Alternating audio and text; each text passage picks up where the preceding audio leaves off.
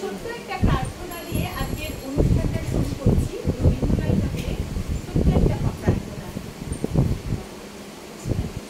অন্তর মম বিকশিত করো, অন্তরতর হে নির্মল করো, উজ্জ্বল করো, সুন্দর করো হে, জাগ্রত করো, উদ্যত করো, নির্ভয় করো হে, মঙ্গল করো, নিরলস নিঃসংশয় করো হে, যুক্ত করো হে সবার সঙ্গে, মুক্ত করো হে বন্ধ,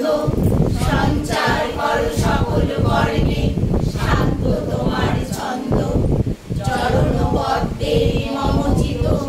নিস্পন্দিত করো হে, নন্দিত করো,